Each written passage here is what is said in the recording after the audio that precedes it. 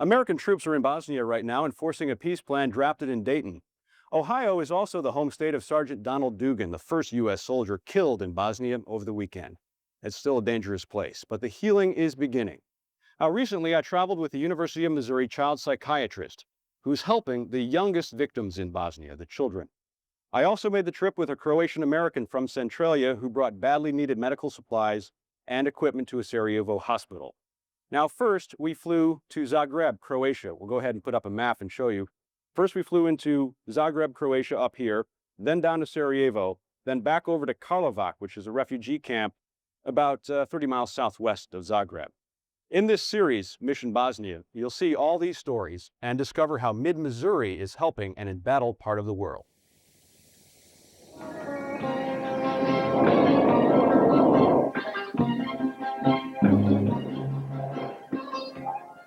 Much of Bosnia's capital, Sarajevo, is in ruin. 4 years of civil war between Croatians, Bosnians, and Serbs have taken their toll on buildings and lives. Rebuilding the structures will take hammer and nail. Healing the children of war will take something else. And that's the motivation behind MU child psychiatrist Arshad Hussein's several trips to the region. These children have been uprooted from their home. They have lost their loved ones, parents, siblings. So they have experienced tremendous losses. To help them cope, Hussein is setting up a network of local teachers, training them as lay psychologists to deal with what he calls serial trauma that just won't go away. Many of these kids ended up in a Sarajevo orphanage where the director reluctantly plays the role of father. I believe that I'm doing the right thing, but of course I would be much happier if these children would have their real fathers and call their real fathers daddy. There are emotional holes left here, and holes like this one left by a shell that killed 38 people outside a bustling marketplace last August. For the time being anyway, the world is witnessing the loss of a city that used to symbolize something else. Right now I'm standing in front of the old Olympic Village in downtown Sarajevo. Back in 1984, athletes from around the world gathered here to celebrate sport in honor of peace and harmony. But today, 12 years later, 1996, Sarajevo is anything but a city united in harmony and peace. It is a city divided by religious, ethnic, and cultural divisions. But even as I speak to you, a military peace is being enforced here, and the healing process is beginning. People are beginning to get back to normal. You see them walking up and down the streets here. Of course, you also see more than 30 countries joining in NATO's Mission Implementation Force, or I-4, keeping the peace. The peace plan seems to be working out as hoped, but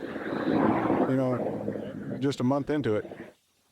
And despite the peace plan, snipers still hide in shelled-out buildings. Landmines still maim. The same day we arrived at the Sarajevo airport, these teenage boys hit a mine there. 2 of them lost their feet, both 13 years old. A 16-year-old will keep his black and blue foot, thanks to a heavy military boot he was wearing that day. But there is hope here, imported from mid-Missouri. One floor beneath the boys, Steve Lescanec, a Croatian-American living in Centralia, hand delivers medicine and equipment donated by Columbia doctors. That is very good for us. That's very useful for us because our instruments are destroyed. Dr. Karakovic and his wife have 2 sons in Colombia. They want them to know things are much better in Sarajevo now. It will last for a long time because everybody wants peace. Sigurno. Everybody wants peace, especially those forced from their homes. Refugees at this camp in Croatia have been there a long time. In 1991, Serbian come there and with the grenade and bombs, they destroy everything, kill people, and then we must go from that place. And now we are situated in this camp. Many thanks to the United Nations High Commission for Refugees, the Coordination Council of Humanitarian Agencies, and Dr. Hussein, who all made the trip possible. Tonight at 10, more on Dr. Hussein and the problems faced by Bosnia's children of war. Sergeant Dugan was part of a NATO force separating the warring factions in Bosnia. When I was there in late January, soldiers in Sarajevo told me for the most part the peace plan is working. After the death of more than 10,000 civilians in Sarajevo alone, peace is welcome. But University of Missouri child psychiatrist Arshad Hussein says the calm is also a dangerous time for the kids.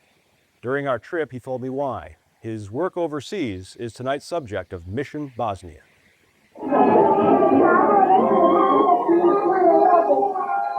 An innocent game of patty cake reestablishes contact between Dr. Hussein and a young Sarajevo girl now in an orphanage. Her story is typical. She's from a section of the city called Dobrinja, one of the hardest hit during the war. Summer's mother is having some psychological problem while her father is bedridden. So she was really, she had a very tough situation down in Dobrinja, and therefore she did experience many symptoms. The symptoms of children of war include flashbacks and nightmares. Military peace exists now, which is welcomed, but Dr. Hussein says the time to reflect can be dangerous for the kids. That's what our concern is, that heretofore they have been focused on their survival, but now they have, as the peace has arrived, they have now to confront with the losses and the tragedies and the death and destruction which has come in their life. Back in April of 1991, this is about the spot where the whole war began. Now, this was an unusual war in that civilians, women, children were actually targets. And that was all by design, to demoralize. And that's one of the reasons why Dr. Hussein is here to help with the children. He's training hundreds of teachers to counsel the kids. He says they need reassurance. That their parents and their nation and their teachers, they are going to do any and everything to protect them. So give them hope, give them some sense of security, and give them some direction for the future. It's a difficult task. The trolleys are back up and running in Sarajevo, but the final stop for a generation of young people is a graveyard. As a result, Hussein's study of almost 800 Bosnian children shows 90% have suicidal thoughts, a key symptom of deep depression. We are concerned that maybe some of them may act on their suicidal impulses, and that's why I think there is a need to develop some additional programs such as suicide prevention program, community-based or 24-hour helpline. So while Sarajevo survivors are getting back into their life rhythms, Hussein sees much more to do. Peace has arrived, but there is a lot more to be done, and it's just the beginning. Hussein and other mental health professionals will help the children of Bosnia for years to come. Tomorrow at 6, a look at some of his solutions to the problems they're facing. Tonight's Mission Bosnia focuses on a 4-year civil war that's taken the lives of 1 in 10 children in Bosnia. When I visited Sarajevo last month, residents told me a generation or two of kids are gone. The survivors are scared and traumatized. And now, with a military peace, they have time to reflect on their losses, a dangerous time, according to MU child psychiatrist Dr. Arshad Hussein. I accompanied him on his 9th trip to Sarajevo, where he's implementing solutions to the problems these children are facing. It's not the dark children of Bosnia are afraid of, it's the light. That's when snipers in shelled-out Sarajevo buildings can see you. Almost every child here has lost a mother or father or sister or brother. Dr. Hussein says that's not unusual.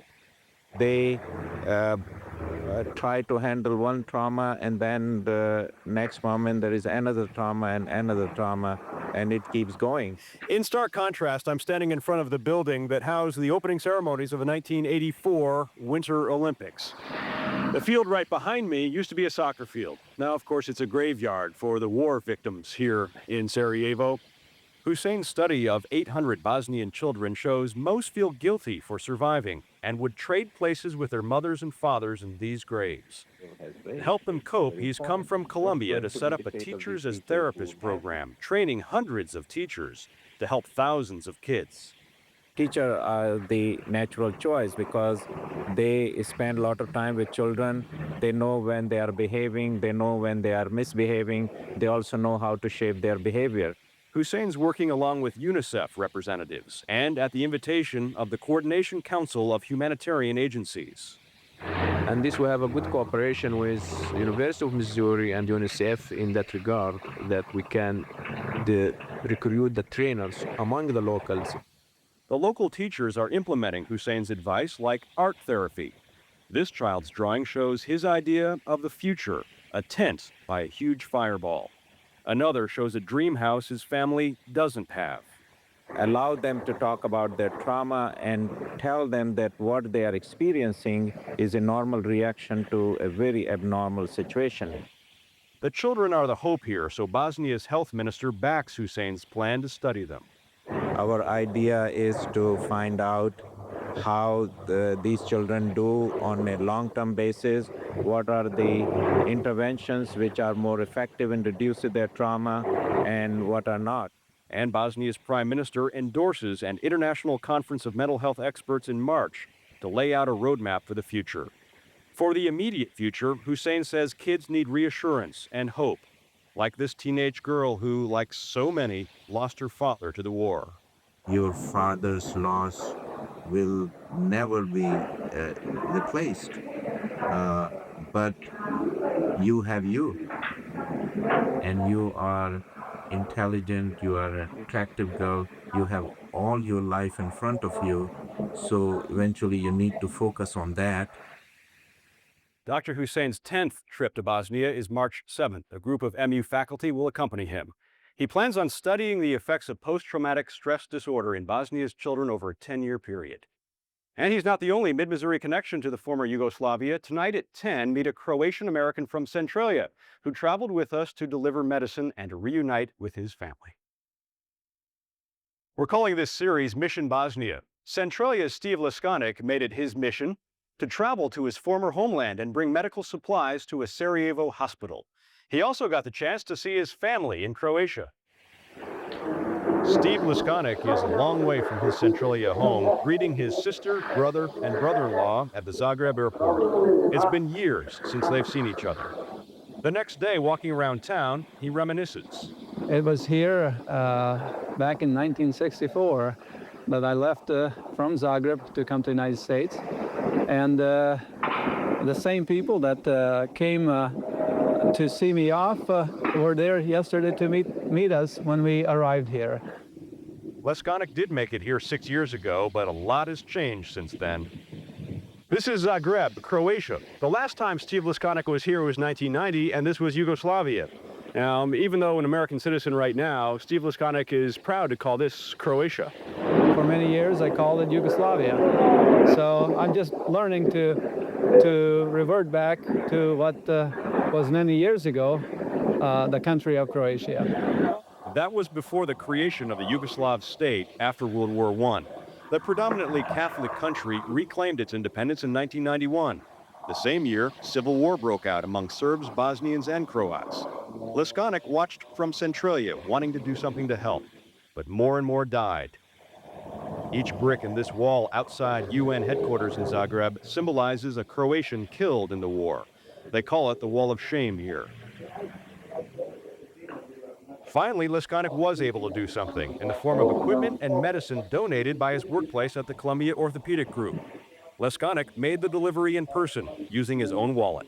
It's quite an expensive trip, but I want to do it because I just feel like that I needed to do something for the people of not just necessarily my country, Croatia, but of people of Sarajevo and Bosnia. The war bothers me. Of course, it bothers everybody, but I'm more concerned to deliver the materials, the medicines, because they're badly needed.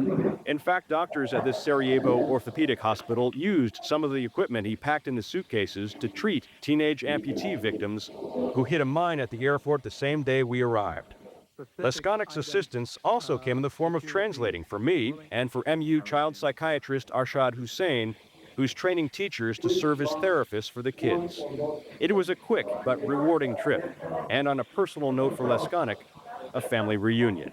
Just a short time spent was good to visit and reminisce about the life here now. Now, Steve and I owe a debt of gratitude to Dr. Hussein and the United Nations Commission for Refugees for opening doors for us. Mission Bosnia tomorrow at 6 profiles life inside a refugee camp.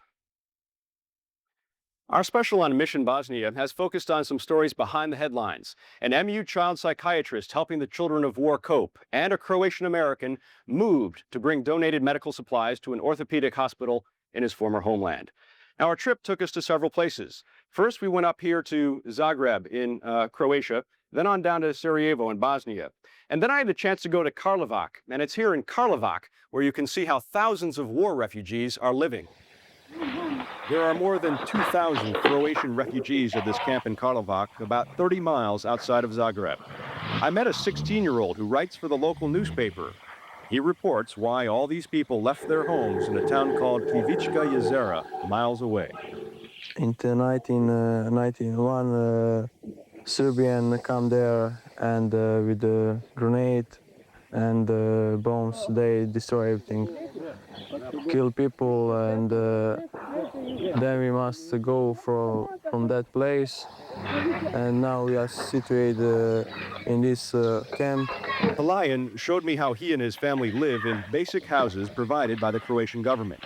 One main room provides sleeping and living space. Here, his mother does some kitchen work, his grandmother crochets, and his father enjoys a cigarette and newspaper. Palayan and his brother share the second, smaller room, a bedroom with a couple of bunks. He says the houses are basically duplexes. This house got two places. In one place live two family or 6 people. It's little and it's difficult to live and so well. But he and 2,000 others have been making do for 4 years. You can find refugees all over the former Yugoslavia, even in our hotel in Zagreb. In Croatia, the first 2 letters of a license plate indicate the town that you're from. VU stands for Vukovar. Earlier in the war, a terrible massacre happened there. And these license plates here at this hotel mean there are some refugees from Vukovar staying right here. And they've been here for 4 years, waiting, just like Palayan and his family in Karlovac, start their lives over. From here, I hope to go to my ex-house to make a house again and to live there. A 30-nation NATO force is separating the warring factions right now. Tonight at 10, find out how things are going from the vantage point of a Sarajevo couple with 2 sons in Colombia. Also from 2 American soldiers from the Midwest. This week, we've been airing a special called Mission Bosnia. NATO calls its mission to Bosnia I4, or Implementation Force, designed to separate the warring parties.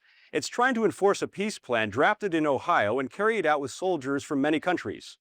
On my trip to Bosnia, I met American soldiers from the Midwest in Sarajevo, a city that experienced gunfire and shelling for 4 years. But this isn't the first time Sarajevo has captured the world's attention. This is the spot in Sarajevo where the heir to the Austrian throne, Archduke Francis Ferdinand, was assassinated in 1914. The incident sparked World War I. Just a few blocks away, a wreath commemorates the marketplace area where 68 people were killed by a Serb shell in 1994. Another marketplace shell last August kills another 38 men, women, and children. Again, countries of the world respond, this time in the form of a multinational NATO force designed to separate the warring factions, Croats, Bosnians, and Serbs, and keep peace. The implementation force includes Americans like Jack Pearson from Oklahoma City. It looks good so far. When I first got here, there was a lot of gunfire at night, and I haven't heard any recently, so I guess they quieted that stuff down. A peace is in effect right now, and residents of Sarajevo hope that's a final, that it's over. Others, however, feel it's only a timeout, that as soon as the military leaves, the war will start up again. 20,000 Americans are coordinating military efforts with 30 other countries. It calmed down. You know, at first they were doing celebratory fire, you know, for the holidays. We haven't heard much of that anymore. Muslims are celebrating their holy month of Ramadan at a mosque. On the same block, you'll find Catholic and Orthodox churches. But in Sarajevo, you'll also find constant reminders of war. All religions are represented in this graveyard outside the old Olympic Stadium, and all ages. Trees used to grow outside NATO headquarters. They were cut down and burned for heat, and the land used to grow vegetables like cabbage. For 4 years, it was a city under siege, a siege watched closely in Colombia. Dr. Ezrev Karakovic and his wife have kept in touch with their two sons, one a University of Missouri business student, the other a physician. Dr. Karakovic has also kept some of the bullets that hit his nearby orthopedic hospital. His wife says life in Sarajevo is better now. Prije, već što su došli Amerikanci, bilo nam je grozno. Since the Americans came, it is much, much better. It was a terrible place to live, no water, no gas. But as soon as they came, we have both of those things, even though not all the time, but for a short time, it's much better. She's a Sarajevo resident who feels the peace will last after the year-long military mission. Oklahoma's Jack Pearson hopes so too. I miss America. I really do. I have a wife and two kids, and I miss them dearly. In case you've missed some of this series, we plan to air a half-hour Mission Bosnia special on Saturday, February 17th at 5:30.